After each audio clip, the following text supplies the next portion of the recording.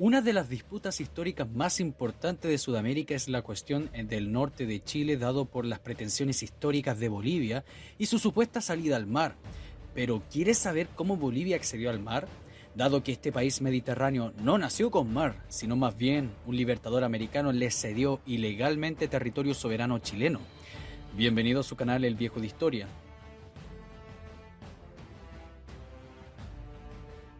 Partamos por los límites coloniales y siempre recordando que Bolivia nace como un país mediterráneo, lo que significa sin mar. En primer lugar, los límites tradicionales hechos tanto por las autoridades virreinales como científicos catalogan la única frontera en el norte que tuvo la Capitanía General de Chile fue el Virreinato del Perú. Y luego de las distintas independencias de los países del Cono Sur se mantendrían los límites coloniales a lo que se llama el uti possidetis, lo que significa poseéis como derecho. Tras los procesos de la independencia surgido en el siglo XIX, y este principio era para mantener las fronteras de los nuevos estados y evitar problemas más adelante.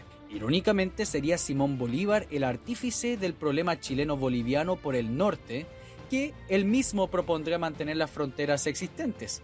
Es una ironía. Veamos un par de estos ejemplos que podemos vislumbrar a partir de los documentos históricos. Para Chile, existen un montón de documentos que presentan la cuestión limítrofe con Perú y Chile, como el mapa de Andrés Baliato de 1793, en el que marca la frontera del Reino de Chile con el Perú con el río Loa, abarcando todo el desierto de Atacama. También está la Carta Esférica de las Costas del Reino de Chile de 1792 de Malaspina, en el cual deja la jurisdicción chilena de Antofagasta. Francisco de Cinternas de la Fuente Villalobos va a crear lo que es la Hacienda de Paposo, territorio que va a ser parte de Chile.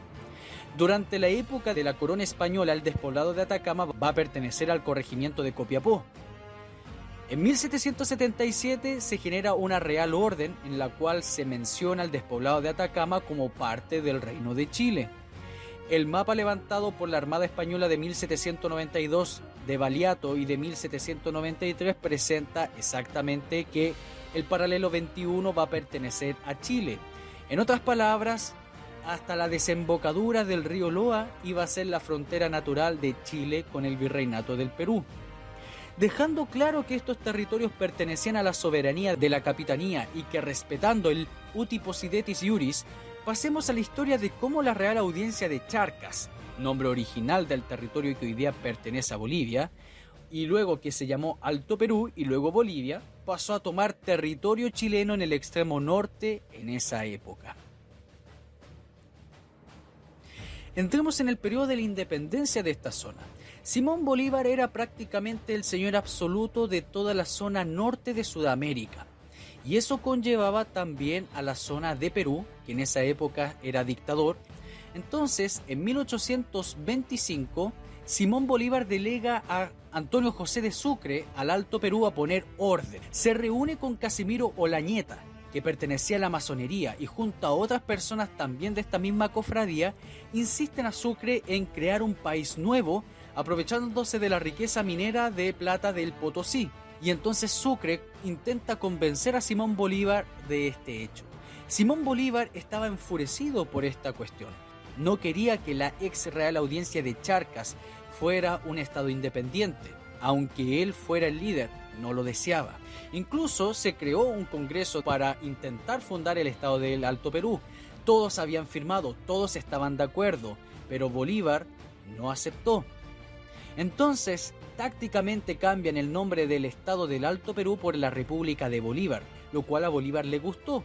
Entonces, Bolívar termina firmando la declaración de independencia de este territorio, pero todas las decisiones iban a quedar sujetas a lo que dijese el Congreso de Perú. Pero Simón Bolívar entendía que es fundamental que todo país soberano, todo país independiente en esta época tuviese un puerto propio. Y como yo dije, la creación del estado del Alto Perú, o lo que después iba a ser Bolivia, era totalmente mediterráneo, no tenía puerto. Así que Simón Bolívar le pide a Sucre encargarse de esta cuestión de crear un puerto para Bolivia, lo cual Sucre contrata a través de Bolívar a Francisco Burdett O'Connor, Y de esta forma Bordet O'Connor se toma el puerto de Cobija. Y como nosotros vimos anteriormente, el puerto de Cobija pertenecía a la jurisdicción chilena por el Uti Possidetis. En 1825 se establece Cobija como parte de la soberanía boliviana. Chile no lo reconoció. Y luego en 1827 se hizo incluso el pabellón boliviano. Incluso hasta 1866 para Chile esto era totalmente ilegal, pero Chile no efectuó ninguna operación belicosa. En 1842 se descubre grandes cantidades de guano en la zona de Mejillones, las cuales se la toma la atribución Chile, porque Chile consideraba que sus territorios llegaban hasta el paralelo 23 al norte. Después van a tener muchos conflictos y casi un enfrentamiento bélico en 1865, pero solo por la guerra contra España esto se logra evitar. Luego vamos a ver los tratados de 1866 y 1874 que tienen que ver principalmente por dos elementos.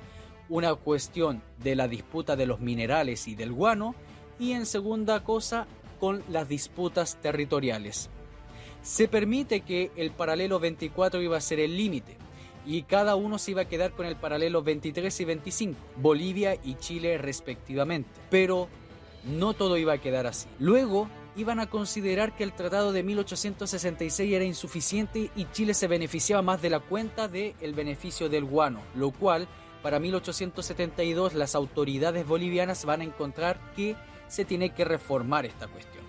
Así que se crea el tratado de 1874 donde se vuelve a delimitar la zona y se establece requisitos específicos para la extracción de minerales en zona boliviana, en las cuales aparecen ya las salitreras chilenas con los típicos beneficios que yo creo que todo el mundo conoce acerca de la explotación de este mineral y los consecuentes impuestos.